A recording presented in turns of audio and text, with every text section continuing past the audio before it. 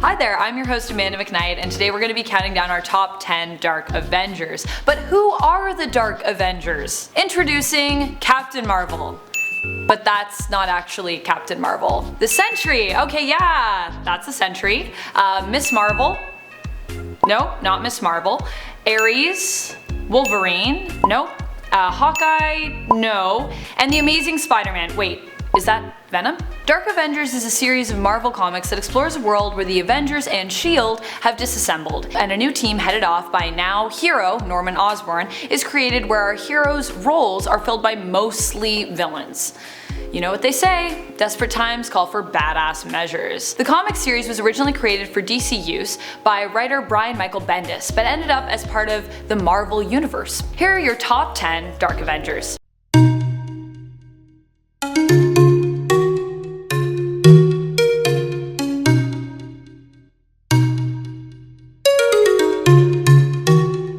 Number 10. GORGON. GORGON is on the new Dark Avengers as their Wolverine. GORGON is a mutant with the ability to turn those he makes direct eye contact with into stone. He is also a master samurai and a member of the Hand. As is typical in most villainous superhero teams, GORGON actually has his own agenda, as we see in New Avengers issue 19. He is working in tandem with Madame Hydra, assisting the Dark Avengers while biding time. Their plan is to claim the Dark Avengers as their own when Norman Osborn succumbs to his own madness. How do they know this is going to happen? 1. GORGON is telepathic, and 2. They just assume it's bound to happen eventually. Honestly, they have a lot of comic book history to back them up. GORGON ends up cast as the Dark Avengers Wolverine, which makes sense considering his own vendetta against Wolverine. The two have history where GORGON kidnapped Wolverine, then brainwashed him, made him Hydra's puppet while turning him against his fellow X-Men. Number 9. Toxic DOXTE. Toxic DOXTE is Dr. June Covington. She is a genetic scientist and also criminally insane. The type of criminally insane where you murder your own father when you're 12 by running him over with a tractor. When we first meet her in the comic series Osborn issue number 1, she is in prison. How did she get there? By killing 18 people with a genetic mod that made their heads explode during a prayer meeting for special needs children at Christmas time. Yeah. She happens to be in the same prison as Norman Osborn, where he's placed after the siege of Asgard results in his capture and the temporary end of the Dark Avengers. Osborn helps her and a bunch of inmates escape, only to turn himself back in so that she can become his doctor in prison, and using her mad science, possibly help him to transform into a super adaptoid. Later, her knowledge of genetics helps Toxic DOXTE become the new Dark Avengers Scarlet Witch. Number 8. GARGAN, who is Scorpion as Venom. As Spider-Man?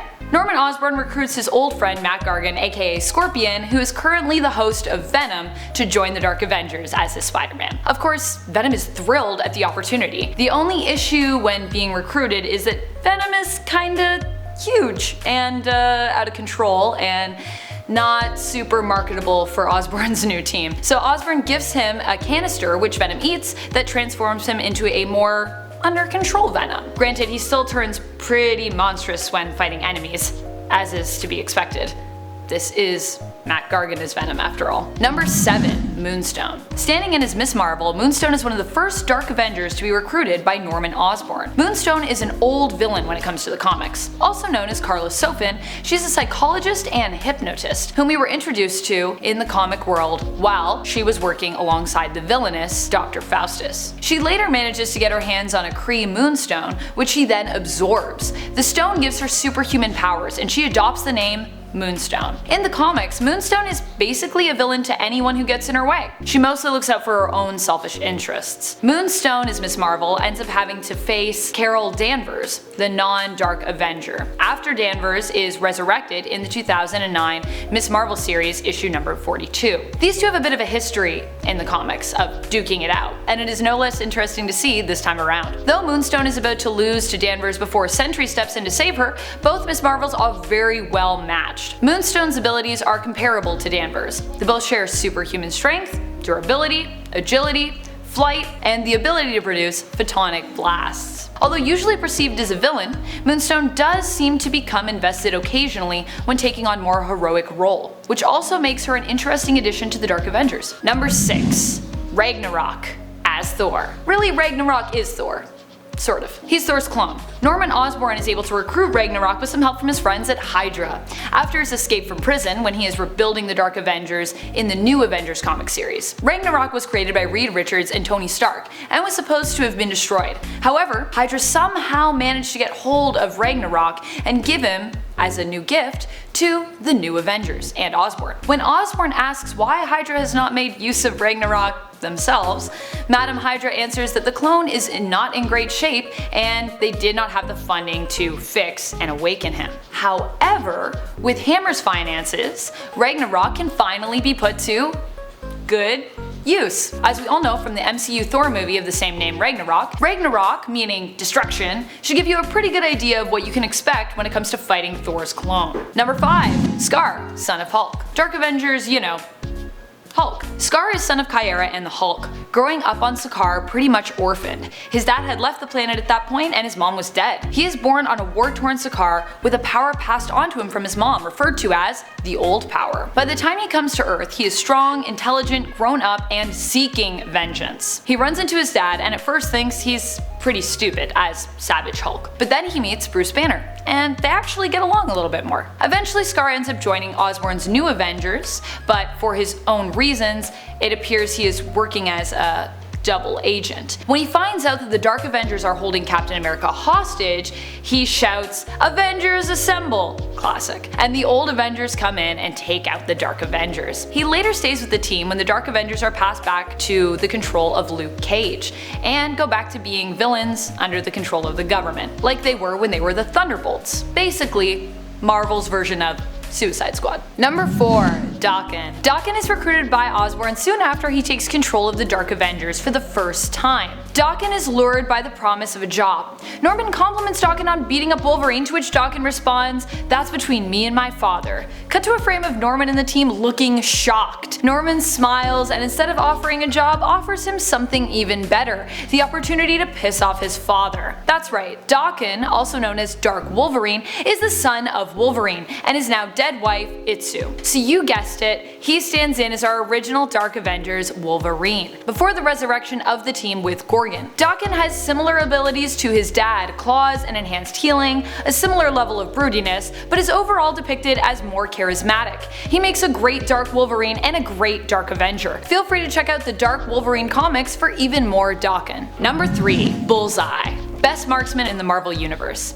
He is also insane. His father beat him up when he was a kid and he grew up working on just his shot. He's colorblind and appears back in the 60s comics as a villain to Daredevil, Spider-Man, Elektra, and Punisher. Osborn recruits him straight from the Thunderbolts and makes him his Hawkeye. Some would even say he's a better Hawkeye. He's a better marksman and Osborn keeps him on meds to keep him a little less maniacal, though he still manages to bring a good amount of laughs in the comics. Number 2. Norman Osborn. Norman Osborn as the Iron Patriot. Following his televised defeat of the Skrull Queen, who is disguised as Spider-Woman, Norman becomes the Nick Fury of the new organization Hammer, and the Iron Man of the new Dark Avengers. When the team is originally formed, Osborn is basically handed the keys to SHIELD HQ, and manages to get past Tony Stark's security measures with the assistance of Ghost, to get to all of Stark's Iron Man suits. Donning a suit himself, Osborn calls himself the Iron Patriot